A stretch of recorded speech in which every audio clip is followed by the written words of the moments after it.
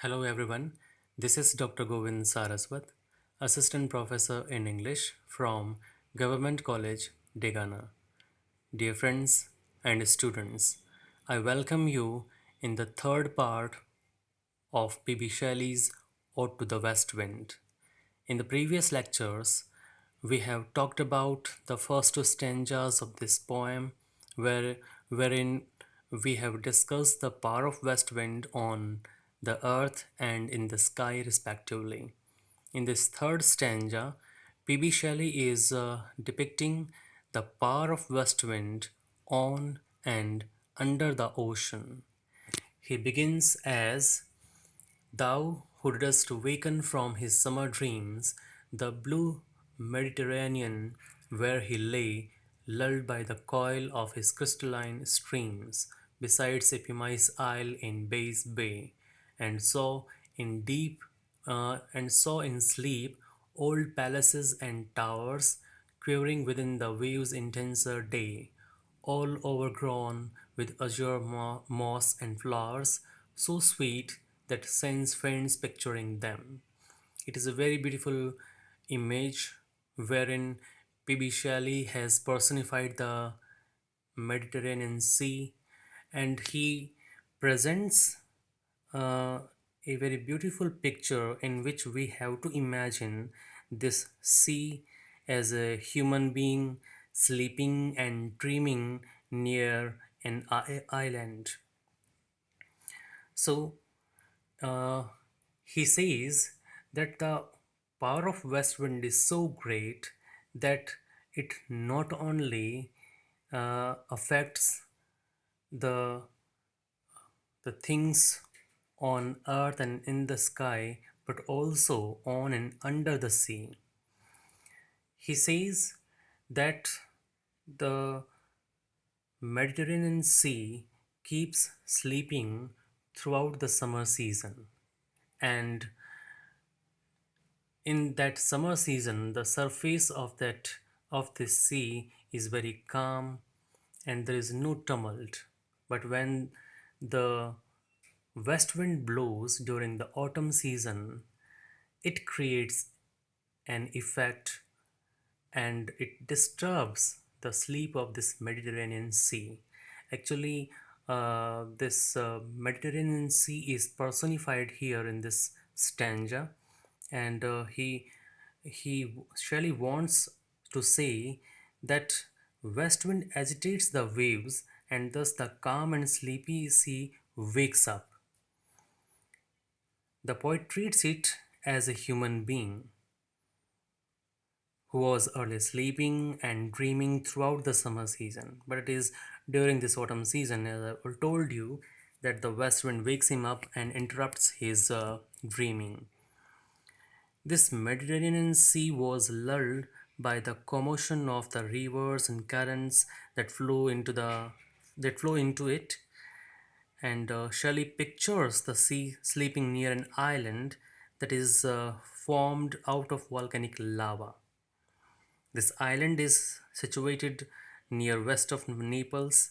It was the site of the imposing summer palaces of ancient Roman emperors, a scene of luxury and cruelty in ancient times. The west wind thus awakens the Mediterranean Sea from its dream of Roman greatness. And what does this sea uh, see in his sleep? That is, it dreams of old palaces and towers of cities buried under the sea, but which are slightly trembling in the clear light of the ocean below the surface. These palaces and towers are almost overgrown with moss and beautiful flowers. Their scent is so beautiful or so sweet that our senses faint while feeling them. So it is the unique feature or quality of P.B. Shelley's imagination that we can imagine with him how this Mediterranean Sea is sleeping and dreaming near this island, and the way he has picturized everything, that is a beauty in itself. If we imagine the sea as a human being who is sleeping near an island that is made out of volcanic lava, and he is lulled by the rivers that fall into this ocean or sea. And then, when he was sleeping throughout the summer season, without any interruption, he was dreaming of the Roman Empire. And then, with the approach of autumn season, the west wind blows, and then this west wind interrupts his dreaming and wakes him up.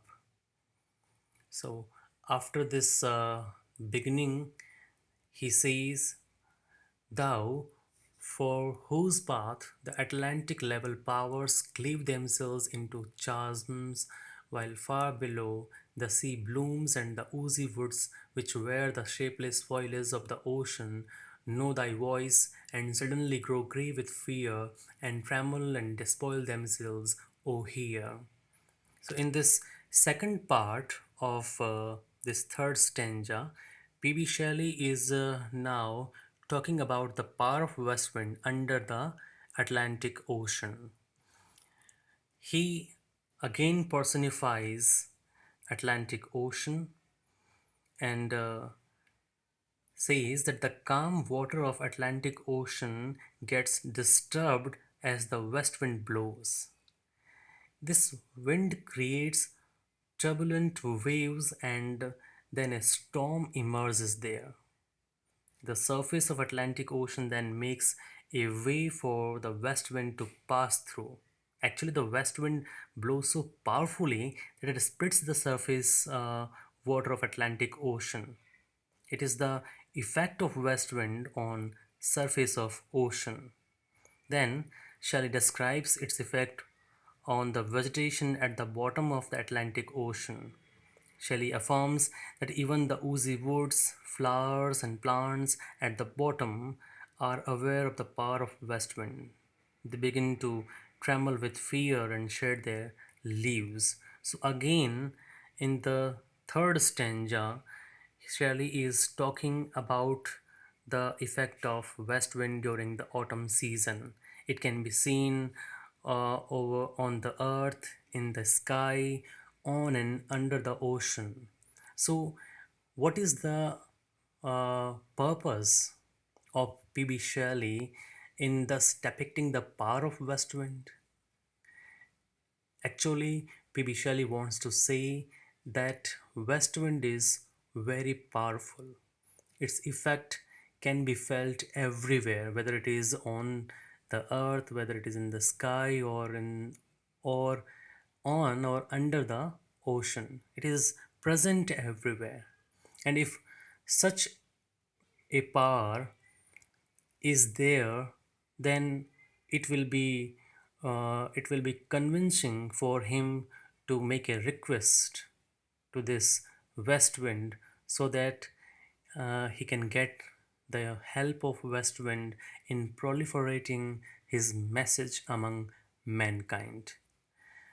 So, this is all about the content of this third stanza. Let's talk about the technical features of this third stanza, in which we can find three things. First of all, the use of personification that can be seen in the treating of Mediterranean Sea and Atlantic Ocean as living beings. Okay, then the use of pathetic fallacy can be seen in at two instances.